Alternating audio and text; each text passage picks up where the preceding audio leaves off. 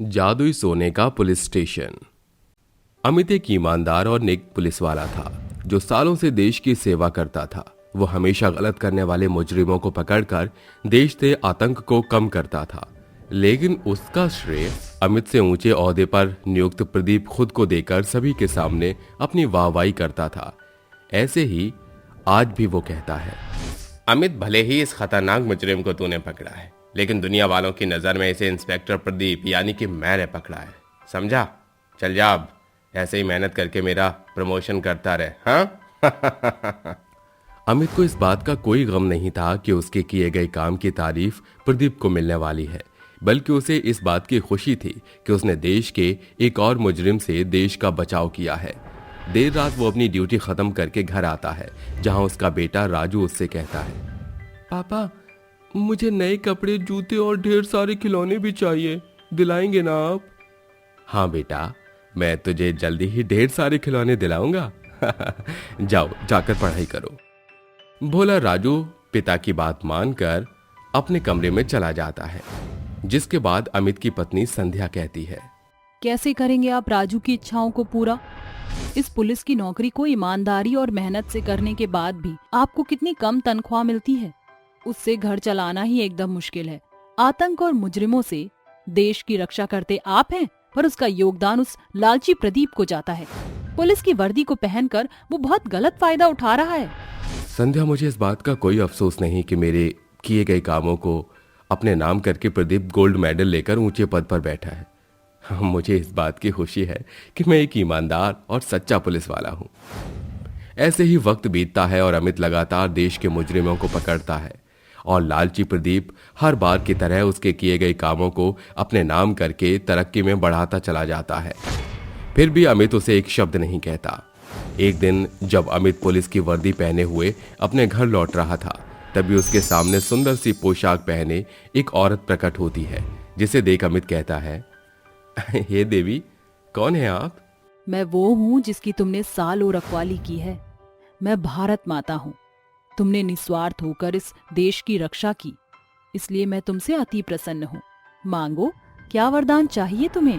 भारत माता, भारत माता, मैं आजीवन अपनी आखिरी सांस तक अपने देश की मिट्टी और इसकी शान की रखवाली करना चाहता हूँ। इसके अलावा मेरी और कोई इच्छा नहीं है। तुम एक नेक, मेहनती और ईमानदार पुलिस वाले हो, इसलिए मैं तुम्हें वरदान देती हूँ कि जिस पुलिस स्टेशन में तुम निस्वार्थ भावना के साथ सालों से काम करते आ रहे हो, वो सुबह के 4 बजे जादुई सोने के पुलिस स्टेशन में बदल जाएगा, और जो तुम्हें ढेर सारे सोने के सिक्के देके तुम्हारी सभी जरूरतों को पूरा करेंगे। इतना कहते हुए भारत माता वहां से गायब हो जाती है और अमित खुश होकर घर की ओर चल पड़ता है। उसकी नजरें पूरी रात घड़ी पर टिकी होती हैं। जैसे ही सुबह के 4 बजने वाले होते हैं, अमित भागकर पुलिस स्टेशन के अंदर कदम रखता है। तभी अचानक पूरा पुलिस स्टेशन जादुई सोने के पुलिस स्टेशन में बदल जाता है, जहां की दीवार से लेकर कुर्सी, टेबल भी सोने में बदल जाती है, और सभी कैदी कांस्टेबल बेहोश हो जाते हैं।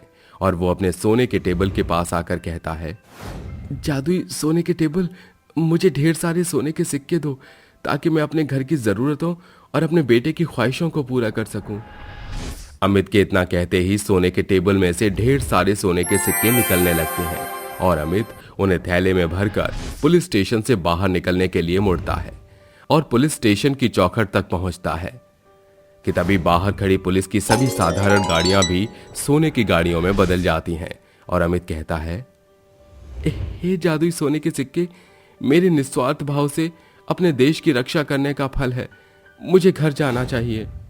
जैसे ही अमित पुलिस स्टेशन की चौखट से बाहर आता है कि पुलिस स्टेशन फिर से साधारण अवस्था में आ जाता है, जिसके बाद अमित सोने के सिक्कों के साथ घर पहुंचता है, जहां उसकी पत्नी संध्या कहती है, इतने सारे सोने के सिक्के कहाँ मिले आपको? उसी पुलिस स्टेशन में जहां मैंने सालों मेहनत की। भारत माता ने मुझे वरदान दिया है कि हर रात 4 बजे वो पुलिस स्टेशन जादुई सोने के पुलिस स्टेशन में बदल जाएगा और हमें ढेर सारे सिक्के देगा। भारत माता के दिए वरदान के कारण अमित का जीवन गरीबी से अमीरी में बदल जाता है, और वो सोने के सिक्कों को बेचकर अपने बेटे और पत्नी को सारी खुशियां देता है, जिसे देखकर प्रदीप कहता है, ये ईमानदार गरीब पुलिस वाला इतना अमीर कैसे हो गया?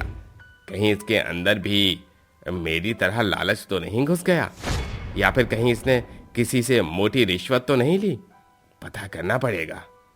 और तब से ही प्रदीप अमित पर नजर रखता है। एक दिन की बात है, एक बार फिर रात होती है। अमित 4 बजते ही पुलिस स्टेशन में आता है और पुलिस स्टेशन पूरी तरह से सोने के जादुई पुलिस स्टेशन में बदल जाता है, जिसके बाद फिर से सारे कैदी गहरी नींद में सो जाते हैं। और जब अमित टेबल से सिक्के निकाल ही रहा होता है कि तभी पुलिस स्टेशन की खिड़की पर खड़ा प्रदीप ये देख लेता है और कहता है, ये अचानक साधारण पुलिस स्टेशन जादुई सोने के पुलिस स्टेशन में बदलकर सिक्के कैसे निकालने लगा?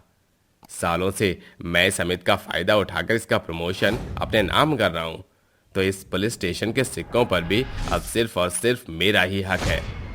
अमित के बाहर जाते ही सोने का जादुई पुलिस स्टेशन वापस अपने साधारण हाल में आ जाता है। तभी प्रदीप टेबल के पास जाकर कहता है, ये क्या हुआ? अमित के बाहर जाते ही सोने का टेबल लकड़ी के टेबल में कैसे बदल गया? कोई बात नहीं। ओ जादुई सोने का टेबल, चल वापस जादुई सोने के टेबल में बदलकर मुझे ढेर सारे सोने के सिक्के दे। प्रदीप बार बार दोहराता है, लेकिन टेबल सोने के टेबल में नहीं बदलता और न ही उसे सोने के सिक्के मिलते हैं। जिसके बाद प्रदीप गुस्से में उस टेबल को तोड़ने की कोशिश करता है। तभी वो टेबल से दूर जा गिरता है और फिर वो अपने घर चला जाता है। अगले दिन जब अमित पुलिस स्टेशन में आता है तो प्रदीप धमकाते हुए कहता है, क्यों रे अमित, रात के 4 बजे पुलिस स्टेशन जादुई सोने के पुलिस स्टेशन में कैसे अदल बदल हो जाता है? देख, अगर तू नहीं चाहता कि ये सब सच कमिश्नर साहब को बताऊं तो मुझे भी आज रात ढेर सारे सोने के सिक्के चाहिए, समझा? अमित लालची प्रदीप की बात सुनकर परेशान हो जाता है और जब वो हमेशा की तरह घर जा रहा होता है तभी भारत माता एक बार फिर प्रकट होकर कहती हैं, अमित, तुम इतने चिंतित क्यों हो? क्योंकि वो लालची प्रदीप मुझसे जबरन सोने के सिक्के निकलवाने को कह रहा है। मुझे लगता था कि वो किसी न किसी दिन बदल जाएगा, पर वो नहीं बदलने वाला। इसलिए कल मैं उसकी सच्चाई कमिश्नर साहब के सामने ला दूंगा। तुम्हारी मनोरथ जरूर पूरी होगी। अगले दिन अमित कमिश्नर साहब के सामने लालची प्रदीप की सच्चाई ले आता है और कमिश्नर साहब गुस्से में कहते हैं, मैं समझता था कि तुम एक होनहार पुलिस वाले हो, पर तुम एक एहसान फरामोश झूठे मक्कार पुलिस वाले हो, जिसने पुलिस की वर्दी की आड़ में अमित का गलत फायदा उठाया है। मैं अभी इसी वक्त तुम्हें सस्पेंड करता हूं। इस वर्दी को पहनने का तुम्हें कोई हक नहीं। प्रदीप को अपने किए की सजा मिल जाती है और अमित को सही पद मिल जाता है, जिसके बाद भारत माता आखिरी बार अमित के पास प्रकट होकर कहती हैं, अमित, अब तुम्हें तुम्हारा असली ओहदा मिल गया, इसलिए आज से ये पुलिस स्टेशन हमेशा के लिए साधारण पुलिस स्टेशन बनकर ही रहेगा और फिर कभी ये जादुई सोने के पुलिस स्टेशन में नहीं बदलेगा। इस तरह जादुई सोने के पुलिस स्टेशन की ये कहानी यहीं समाप्त होती है।